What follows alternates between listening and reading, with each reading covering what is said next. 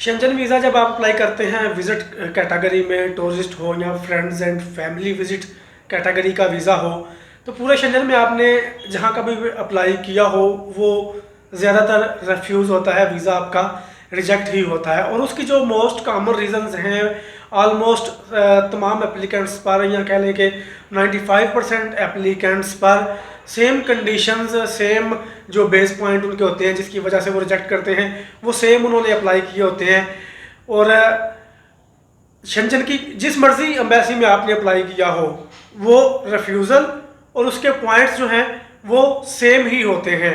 तो क्या उसमें एक पॉइंट ये होता है कि उनको आपकी नीयत पर शक होता है, ये लफ्ज़ उन्होंने बाकायदा लिखा होता है कि आपकी नीयत पर शक है कि आप वापस नहीं आएंगे।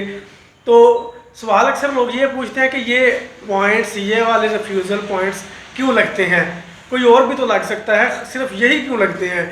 और इसके अगेंस्ट जो इन्होंने पॉइंट्स दिए होते हैं, बहुत लोगों की फाइल्स अच्छी होती हैं जो कि इन पॉइंट्स को ऑलरेडी कवर कर रही होती हैं, तो फिर भी यही रिफ्यूज़ल पॉइंट्स क्यों लगते हैं, इसके मतलब बात होगी इस वीडियो में।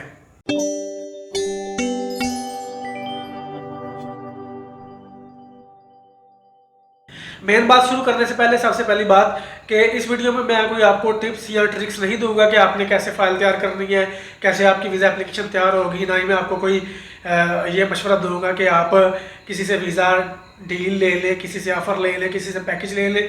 मैं सिर्फ आपको एक रिपोर्ट देने लगा हूँ जो कि शेंजन के वीज़ा वगैरह रिजेक्ट हो रहे हैं उसके बारे में। और वीज़ा डील्स और पैकेजेस तो वैसे भी हमारे पास नहीं होते। अक्सर लोग कॉल करके ये पूछते हैं और बाद में गुस्सा करते हैं कि वीडियो तो ऐसे लगाई थी जैसे सारा कुछ आप देते हैं। तो भाई हम ये चीज़ें नहीं देते, हमारे पास ये डीलिंग और ये पैकेजेस और ये श्योरिटी गारंटी वाले डन बेस वाला कोई काम नहीं होता। हमारा काम इंफॉर्मेशन प्रोवाइड करना है। इस वीडियो में मैं आपको एक रिपोर्ट दूंगा कि शेंजन के जो वीज़े रिजेक्ट हो रहे हैं उस पर एलिगेशन क्या लग रहा है और कहाँ कहाँ के किन किन लोगों के हो रहे हैं। तो आइए अपनी बात को स्टार्ट करते हैं। अस्सलाम वालेकुम, welcome to UY consultant. UY consultant में खुश आमदीद। उम्मीद करता हूँ आप सब खैरियत से होंगे। तो हमें आपकी नीयत पर शक नहीं है, आप वहाँ पर जाकर वापस नहीं आएंगे, ये आपको कहते हैं एम्बेसी वाले। अब मैं एक रिपोर्ट देख रहा था यही शेंजन के रिलेटेड ही, और ये रिपोर्ट जो है मैं वर्ल्ड वाइड देख रहा था, खाली पाकिस्तान या इंडिया या श्रीलंका बांग्लादेश वगैरह के लिए मैं ये नहीं देख रहा था।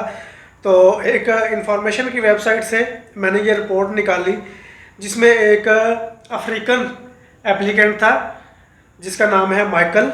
नाम इसका काफ़ी लंबा है लेकिन शॉर्ट नाम ही मैं बोल देता हूँ क्योंकि अगले वाले जो अल्फाज हैं उनकी प्रोनाउंसिएशन मुझसे अच्छी नहीं होगी। अच्छा जी, माइकल साहब जो हैं ये Ghana university of environment and sustainable development में ये लेक्चरार हैं इस यूनिवर्सिटी में। और इन्होंने स्विट्ज़रलैंड जाना था रिसर्च के मामले में, और उसके बाद इन्होंने एक और जगह पर जाना था, American School of Classical Studies at Athens, Greece में भी इन्होंने जाना था। स्विट्ज़रलैंड और ग्रीस इधर इन्होंने जाना था अपनी रिसर्च और स्टडीज़ पर्पज़ के हवाले से। लेकिन जो स्विस एम्बेसी है आगरा में गाना ने, उन्होंने इसका वीज़ा रिजेक्ट किया है। और पॉइंट्स वही हैं जो आमतौर पर सब लोगों को लगते हैं। एक पॉइंट वही कि जस्टिफिकेशन नहीं है, आपने किस काम के लिए जाना है ये आपने बताया नहीं है। हालांकि इन्होंने यूनिवर्सिटी की तरफ से जो इनविटेशन लेटर वगैरह होते हैं वो भी साथ लगाए, अपना पूरा ट्रिप जो है उनको प्लान पूरा बताया हुआ था, और इन्होंने सेम कंप्लीट फाइल जिसमें कोई सवाल बाकी ना हो उस तरह की इन्होंने फाइल तैयार करके दी थी कि वीज़ा जब अप्लाई किया था तो पर्पज़ इन्होंने अपना बताया था। लेकिन ये रीज़न आप लोगों को पता है यहाँ पर भी लगती है, तो यही रीज़न एक बीच में शामिल होती है कि जस्टिफिकेशन नहीं है, आपने वहाँ जाकर क्या करना है, कितनी देर रहना है और वापस कब आना है, आपने इस चीज़ की तफसील नहीं दी भी हो तब भी पॉइंट यही होता है। उसके बाद इनके ऊपर वो जो दूसरा लगा है वो ऑब्जेक्शन ये है कि प्रूफ ऑफ सफिशिएंट मीन्स नहीं है, आपके पास इतना बैलेंस नहीं है, इतने आपके पास पैसे नहीं हैं।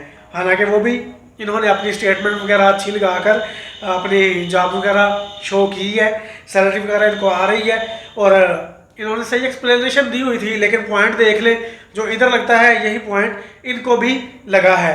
और इसके बाद वो तीसरा ऑब्जेक्शन वही वाला कि आप वहाँ पर जाएंगे और वापस नहीं आएंगे।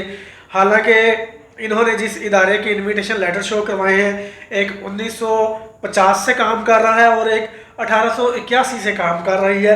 ये जो इंस्टीट्यूट हैं, यूनिवर्सिटी वगैरह हैं, अच्छे खासे रेपुटेबल इदारे हैं जिनके इनविटेशन है इस बंदे के पास, जिनकी श्योरिटी है कि ये हमारे पास रिसर्च और स्टडीज़ पर्पज़ के लिए आ रहे हैं। लेकिन एम्बेसी को वो चीज़ कहने के उनके दिल को टच नहीं कर रही, उनको समझ में नहीं आ रहा, और वो कहते हैं कि जस्टिफिकेशन पर्पज़ इसका इन्होंने वाज़िया नहीं किया। इन्होंने ये ट्वीट किया है, ये सारा अपना मामला इन्होंने ये पोस्ट ट्विटर पर लगाई, और इनके बाद इनकी सपोर्ट में बहुत सारे जो शंजन एप्लीकेंट थे ऑल ओवर द वर्ल्ड, उन्होंने इनकी ट्वीट की सपोर्ट में ट्वीट्स की, और उन्होंने नॉनसेंस पॉइंट्स का हैशटैग चलाकर nonsense refusal points, nonsense allegations, इस तरह के उन्होंने नॉनसेंस वर्ड को लेकर हैशटैग बनाकर काफ़ी सारे लोगों ने अपनी रिपोर्ट्स ट्विटर पर शेयर की हैं और मैंने देखी है। वो तकरीबन सारी की सारी रिपोर्ट्स इसी तरह, सॉरी इधर गर्मी बहुत ज़्यादा है तो ये तो आप इस चीज़ को थोड़ा सा इग्नोर करें, जो पसीना वगैरह आ रहा है। तो रिपोर्ट्स वो मैंने देखी, इंडियन क्या और पाकिस्तानी तो बीच में है ही नहीं ना, पाकिस्तानियों पर तो ये एलिगेशन लगना ही लगना है, ऑब्जेक्शन लगना ही लगना है। और जो नीयत पर शक है, इस नीयत पर वैसे हमारी नीयत पर एम्बेसी को सच्चा ही शक है, हमारे लोग जाकर आते भी नहीं है। लेकिन आप देखेंगे ओवरऑल पूरी दुनिया में वो वीज़ा जो है वो रिफ्यूज़ कर रहे हैं, और पॉइंट उनका यही है कि उनको सब की नीयत पर शक है। तो यूज़र्स ये पूछ रहे हैं कि इनको हमारी नीयत का कैसे पता है, ये हमारे दिलों के हाल कैसे जानते हैं। तो यही सवाल लोग हमसे पूछते हैं।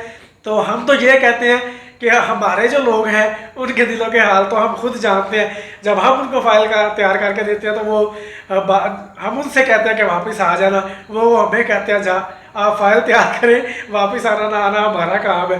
तो हमारे लोगों पर तो एम्बेसी का सच्चा ही शक होता है।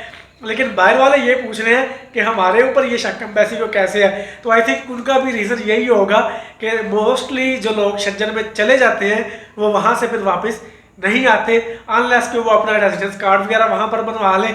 यहाँ कुछ लोग तो इतना टाइम स्पेंड कर दें कि वो अपना पासपोर्ट ही अप्लाई कर दें।